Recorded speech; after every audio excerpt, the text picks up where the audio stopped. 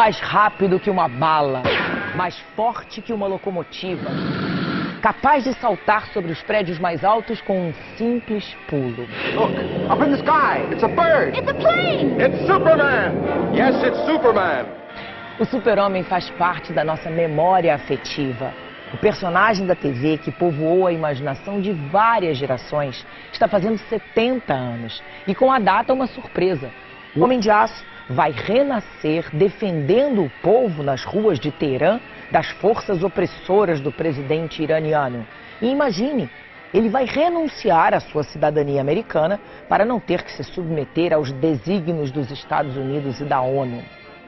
O Arquivo N vai lembrar os super-heróis e por isso vamos pedir emprestado não só os superpoderes desse homem, mas as máscaras poderosas, as naves espaciais, os carros incrementados e toda a fantasia desses personagens que comandaram e ainda comandam a nossa tela. Flash.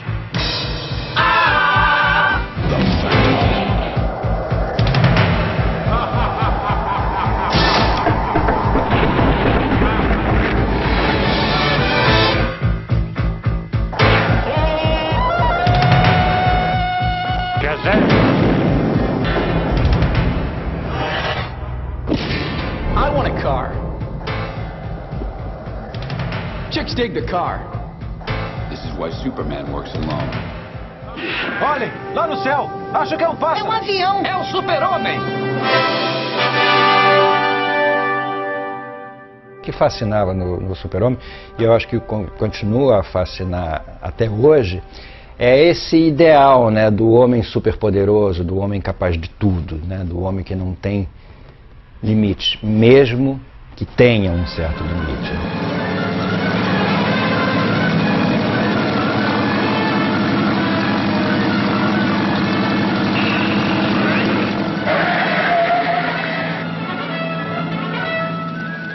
Super-Homem, ele foi o primeiro super-herói que surgiu.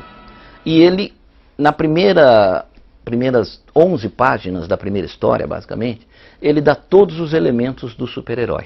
Ele cria o modelo de todos os outros que vão seguir. Este foi o primeiro número da revista Super-Homem e foi rejeitado por quase todas as editoras americanas. Hoje é valiosa peça de colecionador.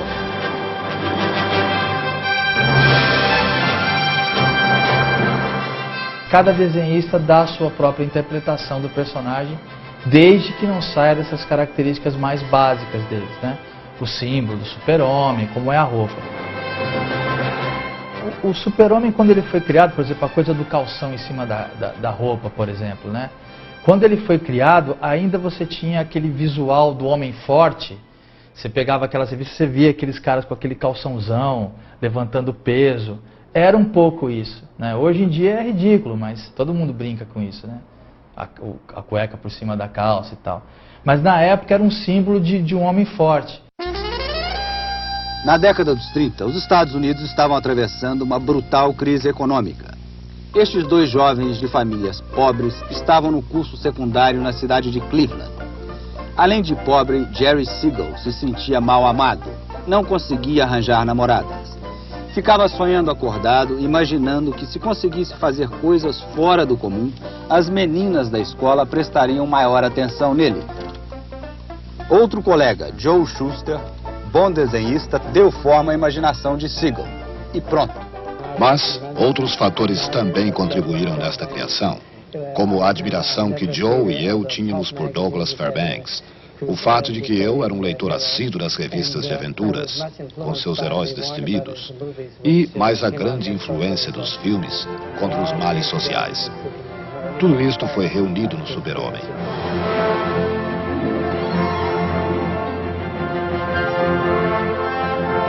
Eu acho que o Super-Homem sempre foi um personagem especial, porque quem não gostaria de ser o Super-Homem? Eu acho que mesmo ele tendo aquela origem meio estranha e um destino dependente de uma pedra, né, que poderia fazer ele perder os poderes, eu acho que o fascínio do Super-Homem era essa coisa ilimitada, esse poder ilimitado dele, entendeu? Essa capacidade realmente de transformar a coisa muito mais do que ser o xerife do mundo.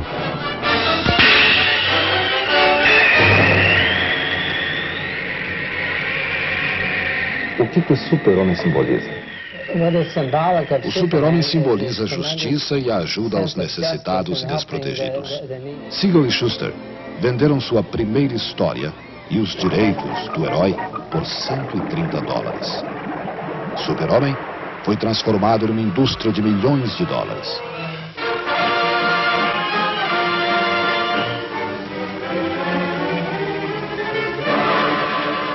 O Super-Homem acho que é o personagem que mais mudou. Como ele foi interpretado por várias mídias, você tem coisas vindo de outras mídias, né? Então, por exemplo, a Kryptonita não apareceu no gibi, apareceu na novela de rádio. Uma série de coisas da mitologia do personagem veio de uma série de interpretações que ele teve em outras mídias, né? Nascido nas revistas em quadrinhos em 1938, o Super-Homem chegou às telas para conquistar o mundo 3 anos depois, em 1941, através de uma série de desenhos animados. Os filmes criados por Max Fleischer são considerados obras-primas dessa arte.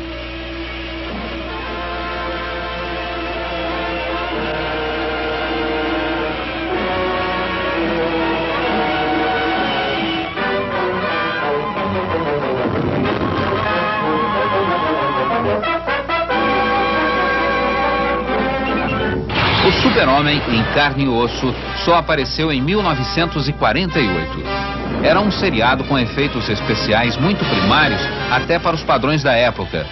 Veja como foi feita a sequência de Krypton, onde os pais do pequeno Kal-El colocam o bebê num foguete para escapar à destruição do planeta.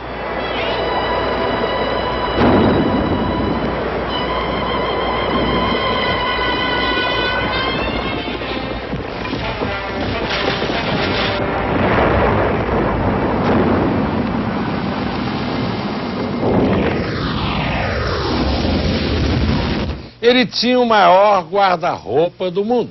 Sempre que entrava em ação, jogava fora um terno para trocar de roupa e vestir seu uniforme. E com um simples par de óculos, se disfarçava do mundo. Isto porque ninguém levava a sério a machice de um quatro-olho. Mas o primeiro super-homem foi bem brega. Kirk Allen. Olhem só. Os produtores queriam que as crianças acreditassem que o Super-Homem era de verdade. Por isso o nome de Kirk Allen nem aparecia nos créditos dos filmes. O ator era proibido de dar entrevistas e aparecer fora da tela. E Allen continuou desconhecido depois que acabou o seriado de 30 filmes. Ele era suspenso por arames que lhe machucavam a barriga. O efeito não funcionou. Foi preciso inserir nos filmes um desenho animado do Super-Homem para as cenas de voo. O Super-Homem, quando surgiu, não era um cara musculoso, rasgado, né, como a gente fala. Era um cara meio gordinho, né? Você pega as séries antigas, você via um cara meio de barriguinha. Era o estereótipo de homem forte na época. Era mais o estivador do que o cara que treina na academia, né? Em 1953, o Super-Homem chegou à televisão. No seriado com mais de 100 filmes, o ator George Reeves fazia o personagem. Ele não era tão musculoso assim, usava enchimentos por baixo da roupa de Super-Homem. O efeito back projection, projeção por trás, permitiu finalmente que o Super-Homem voasse. E George Reeves se tornou um ator famoso.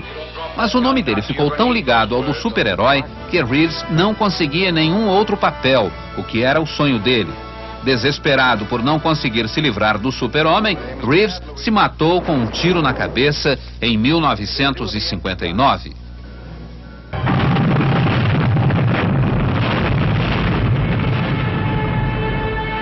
In one tragic moment, that world was destroyed. But there was one survivor.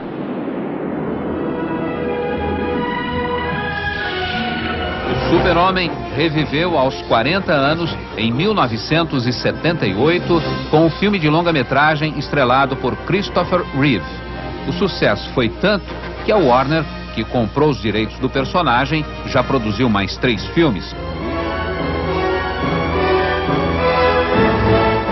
Ao contrário dos outros super-homens, ele conseguiu se impor como bom ator em outros filmes. A carreira dele não depende mais do super-homem. Reeve deu ao herói um toque moderno, sofisticado, bem nova-iorquino, porque afinal, Nova York é o modelo de metrópolis, a cidade do planeta diário e de Clark Kent. How you doing? Jimmy Olsen, photographer. Oh, hi, Clark Kent. Nice meeting you. It's got everything. It's got sex, it's got violence, it's got the ethnic angle. I mean, look Yeah, at so it. is a lady wrestler with a foreign accent. Ken, can you open this? Oh, sure, Mr. White. This could be the basis for a whole series of articles, Making Sense of Senseless Killings by Lois Lane. I mean, we get psychologists, we get psychologists, we get... Lois, you're pushing a bunch of rinky-dink tabloid garbage. The Daily Planet has a tradition. Oh, I'm sorry, I'm sorry.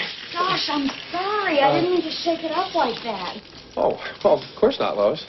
I mean, why would anyone want to make a total stranger look like a fool? O super-herói, ele trabalha, vamos dizer, na linha do mito.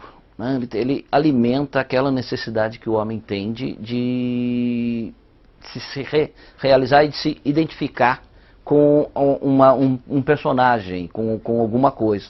Né? Os mitos, eles têm essa função, quer dizer, eles vão fazendo com que as pessoas encontrem os seus modelos. Né? E os super-heróis, quer dizer, os super-heróis vamos dizer, da indústria de massa, da comunicação de massa, cinema, televisão, histórias em quadrinhos, rádio, né? Eles vêm substituir os heróis mitológicos. Shazam!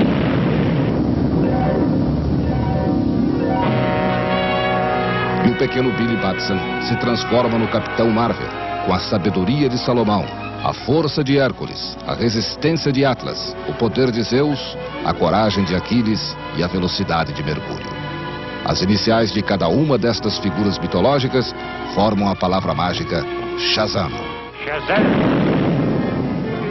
O super-herói, ele é a primeira figura, o primeiro produto, digamos assim, criado especificamente para consumo do adolescente. O adolescente não era visto como consumidor até a década de 30, né? O final da década de 30. Era sempre o pai que comprava o produto para o adolescente. As revistas em quadrinho imortalizaram os nossos heróis do cinema. Mas para os saudosistas, nada se compara aos seriados da matinê dos domingos, como Capitão América, por exemplo. Os seriados eram filmes de 5 horas divididos em 12 episódios, apresentados uma vez por semana. Para que a gente voltasse no domingo seguinte, o episódio terminava sempre com o mocinho correndo o perigo de vida.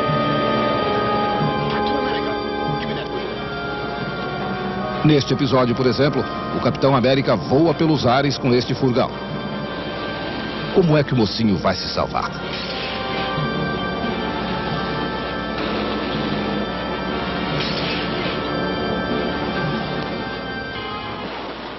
Então que um super-herói que seja diretamente ligado à realidade, como o Capitão América como o Super-Homem ele precisa de uma certa forma, acompanhar essa inquietação que a sociedade vive. Então eu acho que isso pode ainda vir a acontecer, entendeu? Apesar de que eu acho que os super-heróis perderam um pouco a força. Os super-heróis chegaram no Brasil pouco depois que foram lançados nos Estados Unidos. Então, na década de 40 já estavam aqui os primeiros super-heróis, o Super-Homem, o Batman, foram chegando, né, e sempre fizeram muito sucesso no Brasil.